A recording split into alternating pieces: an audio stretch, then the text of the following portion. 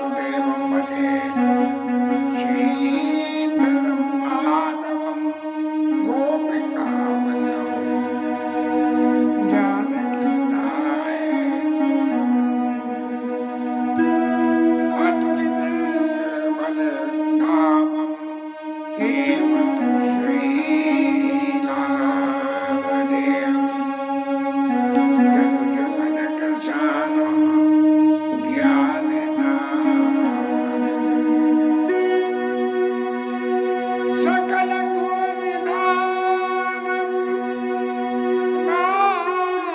रामधीशं रघुपतिप्रियभक्तं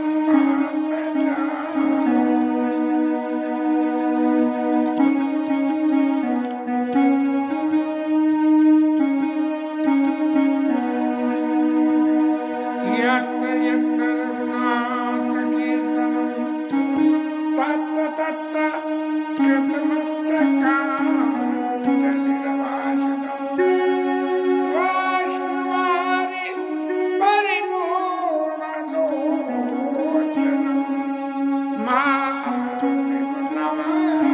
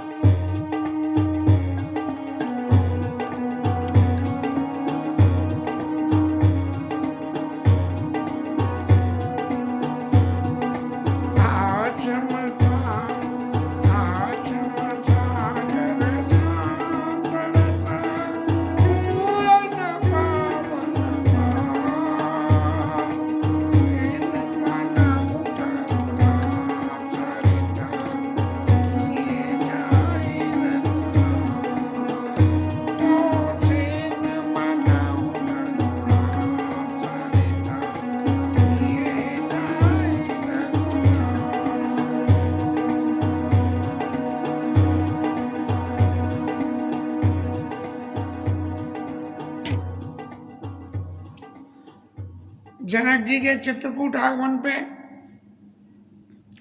एक दूसरे से मिलने की प्रक्रिया को, प्रणाम प्रक्रिया को करते हुए राम जी महाराज तो आगे आगे चले और बाकी समाज सब उनके पीछे आश्रम को तरफ चल दिए।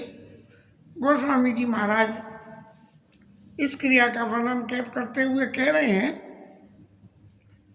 कि प्रभु का आश्रम जो है वो बिल्कुल शांत समुद्र के समान है, एकदम सुपर साइलेंस वहां, और पूर्ण पावन पाथ, और जो रास्ता है उसे जाने की उसमें सब लोग चल रहे हैं। और कैसे लग रहा है कि सेन मनो करुणा सरित, एक करुणा रूपी नदी की सेना, इतने सारे लोगों को एक करुणा की सेना की उपमा दी गई। लिए जाए रघुनाथ, तो राम जी महाराज ये करुणा की सेना को लेकर और आश्रम रूपी शांत सागर में सबको मिलवाने के लिए ले जा रहे हैं। जब सागर में कोई नदी आती है तो निश्चित रूप से उसमें वेग होता है, और जब वेग होता है तो वेग में क्या होता है कि पानी जब वेग से चलेगा तो नदी के किनारे टूट जाते हैं। तो ये जो करुणा रूपी नदी जो बहती हुई आ रही है और सागर के पास जब मिलने को जा रही है, हाँ, तो वो रात क्या विराग करारी बचन सशोक मिलत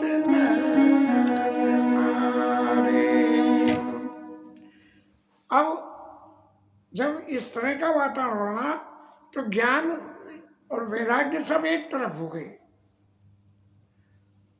लौकिक जगत में ये सारा ज्ञान वैराग्य जब तक हृदय में रहता है, जब तक चित्त में शांति होती है, और जहाँ चित्त की शांति खत्म हो जाए कि जहाँ लोग शोक में इतने डूब गए कि उनको खुद को नहीं मालूम कि वो कहाँ हैं और क्या कर रहे हैं, तब बोरति ज्ञान विराग करारे, बचन शोक मिलत नर नारे। एक दूसरे से बात करते हुए बिल्कुल ऐसा महसूस हो रहा है जैसे उस तेज धार में और वचन सरोवर छोटे छोटे नदी और नाले पानी डाल रहे हो। लोग बाग अपने अपने भाव से, अपने अपने अपनी भावना से ये क्या हुआ कैसे हुआ इस बारे में बातचीत कर रहे हैं। और खास करके जनकपुर वासी जो राजा जनक के संग आए, इस तरह से ये केवट बुध विद्या दृढ़ नावा, सकई न खे एक नहीं आवा। ये बुद्धि रूपी विद्या, जो लोगों के अंदर में बुद्धि रूपी विद्या विद्यमान है, इसको केवट की संज्ञा दे दी। जब अत्यंत शोक होता है तो अत्यंत शोक में जो है बुद्धि रूपी, बुद्धि जब विद्या बन के, यह बुद्धि रूपी कहना चाहिए, बुद्धि बुद्धि बुद्धि रूपी केवनार कहना चाहिए, जब जनरेट हो जाए, उसमें पैदा हो जाए, तब बुद्धि से ही शोक को जीता जा सकता है। नहीं तो शोक में मति इतनी भूरी हो जाती है कि सामने वाले को देख के हम यही नहीं समझ पाते हैं कि हम कौन है और ये कौन है। सिर्फ एक ही बात याद रहती है कि जिसके विषय में शोक किया जा रहा है। अब वन में रहने वाले जितने कोल किरात बेचारे, अब इन लोगों ने तो कभी ऐसा समागम देखा नहीं शहरी लोगों का, तो ये सब देख के बड़े थकित हो गए। और ऐसे थकित हो गए क्योंकि ये लोग तो वहीं आश्रम पे ही बैठे थे कि भाई ये हो क्या रहा है। सब लोग कोई कुछ कह रहा है, कोई कुछ कह रहा है, कुछ सुनाई नहीं पड़ रहा है। वचन शोक मिलत नारे, ये शोक के वचन जो हैं वो नदी नाले के समान वहाँ मिल रहे हैं। और जब वहाँ आश्रम में पहुँचे और उन कोलबीलों के समाज के बीच में बोले, आश्रम उदधी मिली जब जाई, मनहु तेउ अम्बुधि अकुलाई, मनहु तेउ अम्बुधि अकुलाई। जब ये शोक की गंगा जाके उस शांत समुद्र में, जो आश्रम के वातावरण में शांतता मिली, मना उठे अम्बुधि उकुलाई, जैसे पूर्णमासी पे समुद्र उछाल लेने लगता है, ऐसे उस शोक के समुद्र में लहरें उठने लगी। और दोनों राय समाज अत्यंत शोक में विकल हो गए। और रहा न ज्ञान न धीरज लाया, न किसी को ज्ञान रहा, न ध्यान रहा, न किसी को लज्जा रही। अब लज्जा रही शब्द का क्या अर्थ है? लज्जा का अर्थ एक ही बात है कि कोई आदमी सामने रो रहा है, कोई व्यक्ति, और उसके सामने कोई छोटा बच्चा है, तो छोटे बच्चे के पाँव ही पड़ के और रो के कह रहा है, बेटा जी क्या हो गया। माताएं चाहे जिसके पाँव पड़ के कह रही है ये क्या हो गया। और भूप रूप गुना शील सराई, रोमई शोक सिंधु अवगाई। जब कोई व्यक्ति ये संसार छोड़ जाता है तब उसके गुणों की कीमत तभी पता लगती है। किसी आदमी को इस लौकिक जगत में अपनी कीमत करानी हो, अपने गुणों की चर्चा करानी हो, तो ये संसार छोड़ जाए तब होगी। और जीते जी तो बुराई बुराई यही होती है। इसीलिए तो रूप रूप गुण शील सराई, राजा के रूप, राजा के गुण और राजा का शील, कि कैसे राजा दशरथ ने अपने शील के वशीभूत होकर इस तरह के अधे वरदानों को कैकेयी को दे दिया। और गुण के देखो अपना वचन पालन करने के लिए राम जी को वन में भेज दिया और खुद ने अपना शरीर त्याग दिया। और रूप, रूप क्या कि ये जिस रूप में अयोध्या में जीवन चल रहा था, इस सब का भी परित्याग करके और राजा दशरथ जो है चले गए। रो भाई शोक सिंधु बगाई, ये शोक रूपी समुद्र में गोते लगा रहे हैं, रोते जा रहे हैं ऐसे। अब गाई चोक समुद्र बोलाई, नारी नर व्याकुल दे दोष सकल सरोष बोलई, बाम पीढ़ी कीनो। रोते हुए विधाता को दोष लगा रहे हैं, अरे विधाता तेने ये क्या कर दिया। अब जो आश्रम में सिद्ध तापस लोग, सुर सिद्ध तापस जोगी जन मुनि देखी दशा, विद्या की तुलसी न समरत को जो तरस के सरिता सने। महाराज राजा विदेह की हालत देखी, अरे ये विदेह नगरी के राजा हैं जहाँ देह कोई मायने नहीं रहती, और यहाँ देहधारियों के गांव में आके, देहधारियों के बीच में आके ये भी विदेह हो गए। वहां तो भी विदेह थे ही थे, यहाँ आके विदेह हो गए। बिल्कुल चुप शांत रस से राजा जनक की जो मूर्ति को देखी, सब लोग ये सिद्ध तापस जोगी जन मुनि देह की दशा भी देखी। ऐसी उनकी दशा देख के आश्चर्य। और फिर क्या हुआ कि जब चित्त में लोगों के सांत्वना आई क्योंकि कितना ही रो लो, रोने के बाद एक स्थिति सांत्वना की आती है जब अपने आप ही हृदय अपनी भावना को व्यक्त करने के बाद चुप हो जाता है कि ये अमित उपदेश जाता लोगन मुनि वरना। अब जो ज्ञानवान थे, जो ज्ञान से इस संसार के दुख को काटते हैं, उन्होंने उपदेश किए, लोगों को समझाया कि ये शरीर नाशवान है। आजकल उठावनियों में भी खूब ज्ञान के उपदेश होते हैं कि लोग वहाँ जाते हैं और किन्हीं महाराज वक्ता को बुला लेते हैं और वो इतने ज्ञान की बातें बताते हैं, लेकिन वहाँ सुनने वाले जितने भी होते हैं वो उठे और उठते ही अज्ञान की बातें शुरू हो जाती हैं। जैसे इतनी देर ये इंतजार कर रहे होंगे कब 1 घंटा उठावनी का पूरा हो, तो किए अमित उपदेश ऐसे जाता लोग मुनि वरना। धीरज धरी नरेश कहूँ वशिष्ठ विदेह सना। वशिष्ठ जी महाराज ने विदेह महाराज से कहा कि आप धीरज धारण करिए। विदेह महाराज तो बिल्कुल देव रहते हुए विदेह होकर और आंखों से अश्रुपात हो रहा है और वहाँ बैठे हो रहे हैं, न कुछ बोल रहे हैं न कुछ कह रहे हैं। तब लोगों ने समझाया कि महाराज आप हृदय में धैर्य धारण करिए, आप विदेह नगरी के राजा हो और ये देह नगरी में आके फंस गए हो। यहाँ आके पुनः आप विदेह हो गए, लेकिन चूंकि देह नगरी में हो इसलिए वापस आप इस देह नगरी में आइए। अब विदेह महाराज के गुणों की चर्चा करते हुए कथा को आगे बढ़ाएं।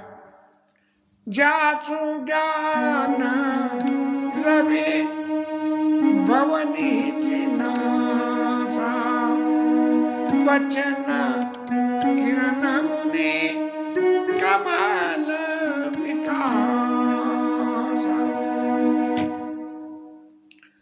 ये वो विदेह महाराज हैं जिनके वचनों की किरणों से, वचनों से नहीं, वचनों से निकलने वाली किरणों से, रोशनी से मुनि रूपी कमल खिल जाते हैं। सूर्य उदय के संग में कमल खिलता है, सूर्य की लाइट आती है, लेकिन जब सूर्य उगना शुरू होता है तब उसकी किरणें आती हैं। उन किरणों के जासो कमल, जासो ज्ञान रवि भवनी सी नासा, संसार जनित रात्रि जी खत्म हो गए और वचन किरण मुनि कमल विकासा। वचन, उनके वचन रूपी किरणों से मुनि रूपी कमल खिल जाते हैं, मुनियों को साधना की रास्ता मिल जाती है। ऐसे आदमी को ते की मोह ममतानी राई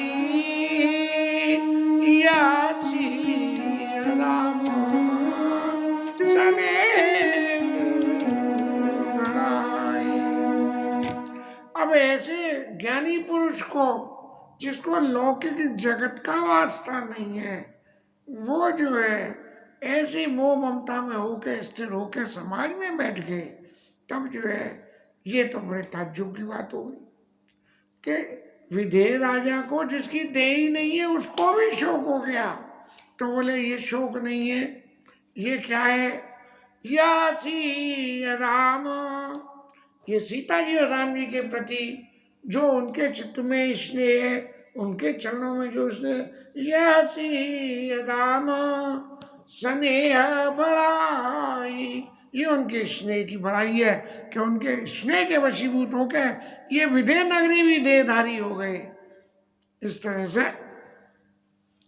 विषय ही साधक सिद्ध सयाने, तो जब जीव नर भेद बखाने, तीन तरह के विषयी जीव होते हैं, साधक होते हैं और सिद्ध। पहले सबसे पहले जीव विषयी होता है, विषयों में आसक्त होता है, फिर साधना करता है तो साधक बन जाता है, और साधना जब सिद्ध हो जाती है तो सिद्ध हो जाता है।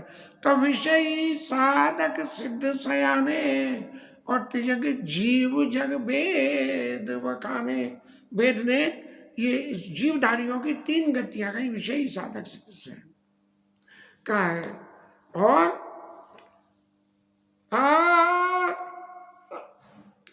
राम सनेहा सरिस मन जासु, साधु सवावड़ आदर तासु। इन तीनों में जिनको राम जी के से स्नेह हो, राम जी, राम स्नेह सरस, राम जी के प्रति स्नेह और उसमें सरसता हो, स्नेह सरस मन जासु, जिसके मन में राम जी के प्रति स्नेह हो, उसका साधु समाज की सभा में आदर हो जाता है। लेकिन आदर साधु समाज की में हो जाए, लेकिन यदि आपके पास केवल ज्ञानी ज्ञान है और राम जी के चरणों में ज्ञान के वशीभूत होकर स्नेह नहीं है, यदि स्नेह नहीं है तो उस ज्ञान का अभिमान आ जाता है। कल श्रीमद् रामायण सीरियल का कुछ अंश मैं देख रहा था, जब गार्गी ने संवाद करने के लिए राजा जनक की सभा में पहुंची हैं और उन्होंने शास्त्रार्थ करने की कही, तो सीता मैया सामने आई और सीता मैया ने सामने आकर उनके जो ज्ञान का जो अभिमान था उसको खंड खंड कर दिया। कथा तो फिर बहुत लंबी होगी उसके वर्णन करने में, क्योंकि कानों ने सुन ली, खोपड़ी में चली गई, लेकिन अभी हृदयस्थ नहीं हो पाई है, इसलिए प्रॉपर एक्सप्लेनेशन नहीं दे पाऊंगा। तो राम स्नेह सरस मन जासु, साधु सभा बड़ आदर तासु, सोन राम प्रेम गुण ज्ञानो, कर्णधार बिन जिमि जल।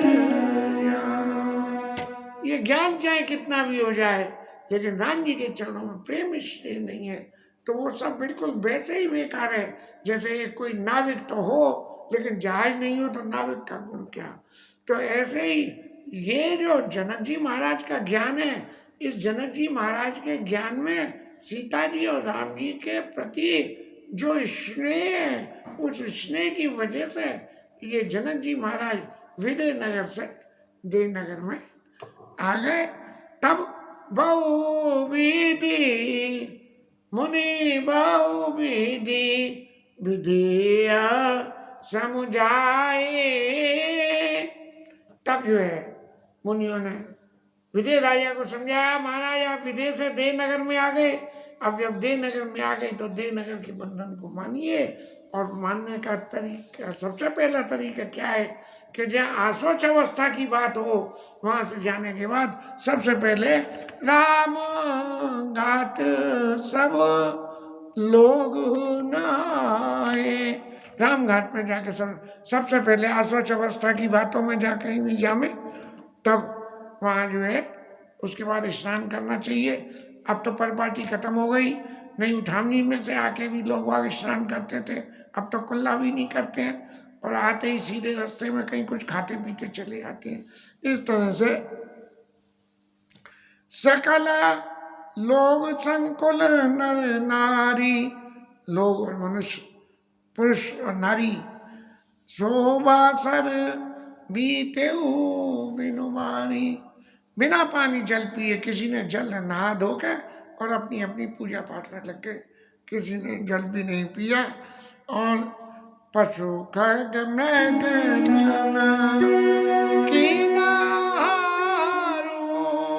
प्रिय परिजन कर कौन विचार। पशुओं ने घर पर किसी ने भी आहार नहीं किया, प्रियजनों की तो मैंने दो समाज निमिराज रगो राज बेटे सब बट बिटप तर मन मली, बेटे सब बट बिटप तर मन मली। वो मीटिंग पूरी हो गई, स्नान करके सब लोग अपने ज्ञान ध्यान करने चले गए। अब दूसरा दिन हुआ और दूसरे दिन नहा धो के सब लोग वही उस बट वृक्ष के नीचे जहाँ बैठ मुनिगना सहिता निता सिय राम सुजान, काई सुनई इतिहास सब आगम निगम पुराण। वो स्थान जो दूर से केवट ने भरत जी को दर्शन कराए थे, उस वृक्ष के नीचे बैठे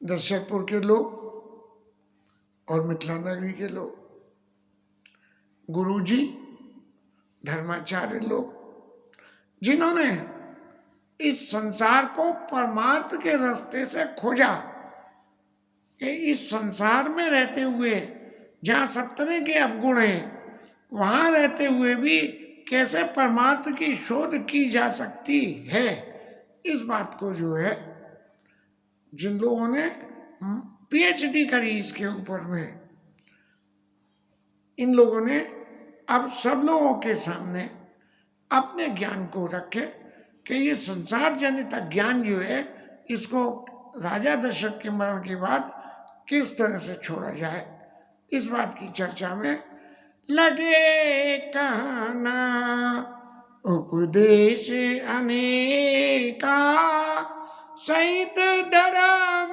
नया विरति विवेका।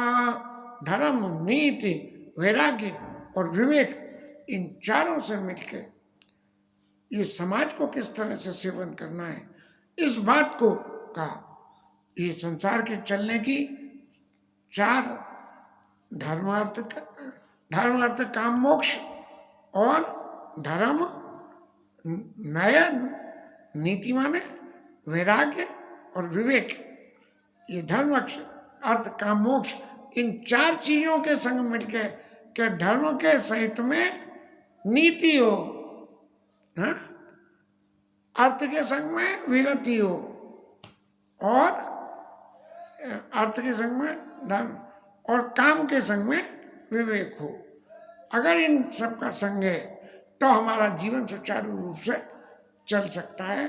और कौशिक कई कथा पुरानी, समझाई सब सवा। तब से गुरु वशिष्ठ जी ने तरह तरह के पुराने इतिहासों का वर्णन करके कि ये जो संकट आपके यहाँ आया है, ये ऐसा ही संकट, ऐसा ही संकट आपके ही पास नहीं आया है, सब लोगों के पास में आया। और सब लोगों ने उस तरह से, किस तरह से उसको झेला, ये बात को लोगों के ध्यान में बिठाने के लिए तरह तरह की कहानी शब्द गोस्वामी जी ने लिखा, लेकिन कहानी नहीं, इसको कथा कहना चाहिए। मैं तो इसको कथा ही कहूँगा। क्यों कि कहानी माने मनोरंजन का साधन हो सकती है, लेकिन कथा मनोरंजन का साधन नहीं हो सकती है। रंजन का साधन हो सकती है, मनोरंजन का साधन नहीं हो सकती है। इसलिए गुरु जी ने सब कथा कही और उस आचार संहिता को बताया कि ऐसी परिस्थिति में क्या क्या आचार संहिता होती है। तब रघुनाथ कौशिक कहीं कहे हूँ। अब राम जी महाराज को तो चैन नहीं पड़ा कि मेरी वजह से सब लोग दुखी हो रहे हैं। तो नाथ काल जल बिनो सब रहे कि महाराज कल तो सब लोगों ने जल तक भी नहीं पिया है। राम जी को सबकी खबर रहती है। अब मुनि वशिष्ठ जी ने ये कहा, एक तो शोक का वातावरण, इसमें अन्न आहार नहीं होना चाहिए, उससे प्रमाद आता है अन्न आहार से। इसीलिए दूसरा, इस वन के वातावरण में यहाँ अन्न आहार पैदा कहाँ से होगा इतने लोगों के लिए। मुनि का उचित कहीं है गुराई। तो गुरु जी कह रहे हैं कि महाराज आपने सही कही। अरे 2.5 पैर दिन बीत गया, माने 6 और 1.5 7:30 सुबह के 8 बज गए है। और गुरु वशिष्ठ के रुख को देखते हुए कि भाई किसी ने जल भी नहीं पिया है तो जलपान करें। अब कोरे पेट जल कैसे पिया जाए, तो कुछ तो जो है खाना पड़ेगा। तब जनक राज ने ये कहा, ऋषि रुक लखिका तेरा तेराऊ। सबसे पहले जनक जी महाराज ने सभा में ये कहा, ये गाऊ यहाँ उचित नहीं आसन अनाऊ। यहाँ पे जो है अनाज खाना जो है उचित नहीं है, क्योंकि यहाँ हम सब ऐसी स्थिति में, जबकि यहाँ संसार में तो सब उल्टा ही खेल हो रहा है। जाने वाला तो चला गया और लोग वह तरह तरह के उसके नाम पे बना के और जो है अनाज और भोजन कर रहे हैं। का भूप बल सबई सुहाना और पाई रजाए चले नाना। पहले नहा के आए थे, अब नहा के आने के बाद आशोच अवस्था में जो आशोच संस्कारों की बात हुई, उनसे फिर आशोचता लागू हो गई। इसलिए फिर दोबारा नहाए और फिर नहा के जो है आए। और ते अवसर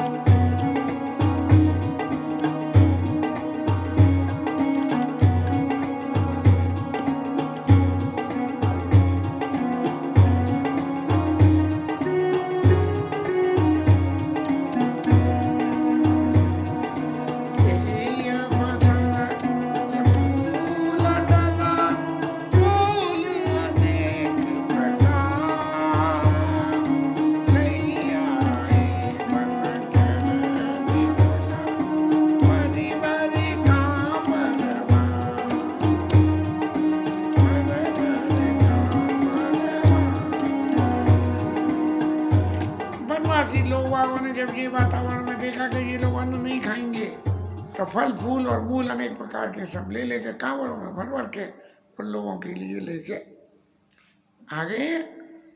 इससे आगे की कथा कल लेंगे। महाराज ठाकुर जी कृपा कर रहे हैं, गले में आज थोड़ी सी सुधार हुआ है। भगवान करे पुराने लेवल पे गला फिर लौट आए, नहीं तो कल तो ऐसा महसूस होने लगा था कि शायद इस कंठ में अब भगवान को कथा सुनाने की सामर्थ्य न बच रही हो, ऐसा लग रहा था। लेकिन कृपा प्रभु की। जाई विधि सीताराम सीताराम सीताराम कहिए और जाई विधि राके राम ताई विधि रहिए। राम रजाय शीश धरी। ऐसी भगवान की आज्ञा को मान के इस कथा को विश्राम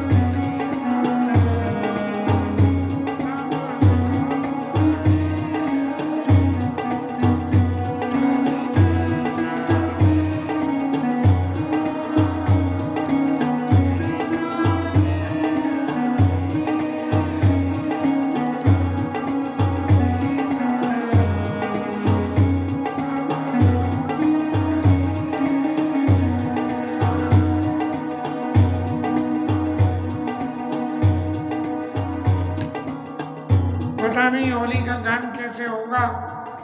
एकादशी आ रही है, ठाकुर जी को होली तो खिलाएंगे, लेकिन यदि गला जोर न मारे तो फिर आनंद क्या आएगा, क्योंकि गाने वाले तो हम अकेले ही हैं।